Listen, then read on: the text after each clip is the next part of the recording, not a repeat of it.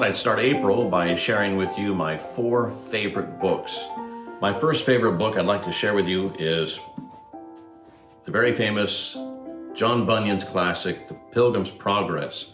Now, the one thing about John Bunyan's The Pilgrim's Progress is make sure that you get an edition that has parts 1 and 2. Part 1 is about the adventures of Christian on his way to the celestial city, and part 2 is about Christiana, Christian's wife, and the children and a band of other pilgrims as they as a group journey to the celestial city.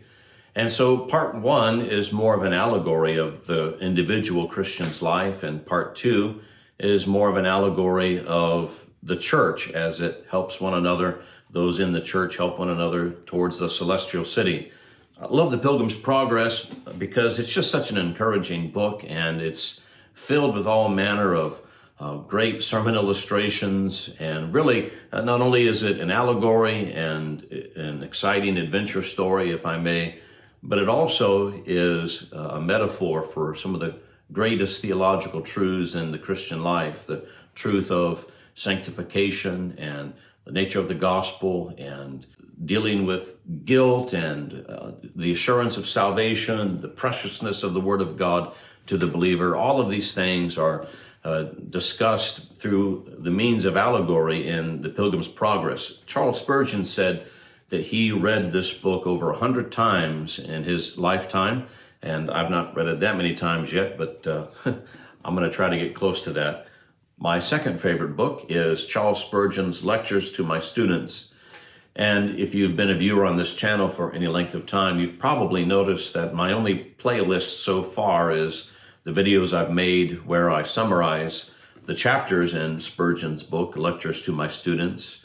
The reason why I love this book so much is because Spurgeon not only addresses the mechanics of preaching, but he really does a fabulous job of addressing some of the preacher's concerns, our greatest struggles, the habits we need to develop, and really reveals Spurgeon's heart for ministry and his philosophy about preaching. So it goes above and beyond a mere textbook about homiletics, but it really deals with the preacher's heart in a way that I've not found in any other book.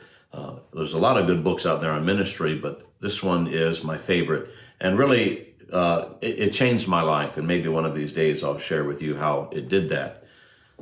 My third favorite book is this gigantic tome, William Gurnall's The Christian in Complete Armor. And it is huge. Spurgeon called this book the greatest thought breeder in our library. The reason he says that is because Gurnall was a master at using Old Testament story and New Testament stories as metaphors for scriptural truth.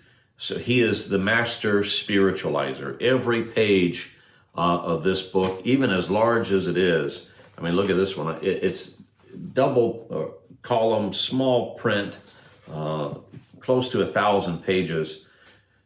It's going to take you a while to finish this, but every single page is filled with wonderful, encouraging, pastoral application for the spiritual life. It's not an academic and dry volume at all. It is very much helpful and very much, as we like to say today, practical for the Christian life. So don't let the size scare you. I think if you buy this today, most places or publishers produce multi-volume sets, but this one I have is in one volume.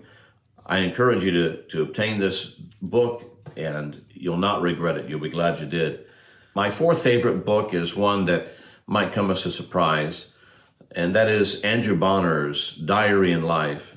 And the reason I love this book so much is because a lot of journals that you read of Christians of yesteryear can almost be discouraging because they were so beyond, it seems, our spiritual plane.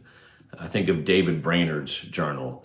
As good a read as that was, you kind of come away thinking how miserable of a Christian I am. I could never compare myself to David Brainerd and what he reveals about his heart in his journal. But you read Bonar's diary, and here is a preacher who had the same struggles as we have, who faced some of the same challenges that we face. And he's very humble, and he's very approachable in his diary. The things that he reveals about his thoughts concerning his ministry, I can relate to. We see in his youth how he aspired to do great things for the Lord. We see through his growing years in his ministry how he dealt with things like disappointment, grief, sickness.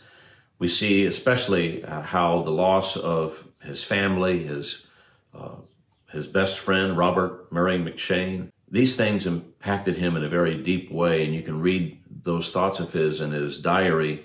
But you can also read things like how as he grew older, he feared losing people from his church because they weren't interested in hearing an old man preach anymore. And that sounds kind of familiar these days, doesn't it? People don't want old preachers. They want the men of youth. Well, it's not a new challenge to ministry. It was something that Bonar faced. And it's a journal that will encourage every preacher, I believe it. And as with any journal, it's hard to sit down and read it from cover to cover in one sitting. Take a few sips from it every now and then. Read a page today, read a page tomorrow, and soon you'll get through it.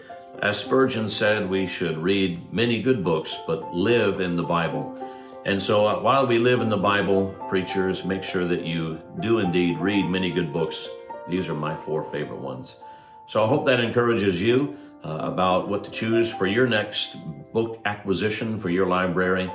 What are your favorite books? Answer the question in the comments below. We'll see you next time. Bye-bye.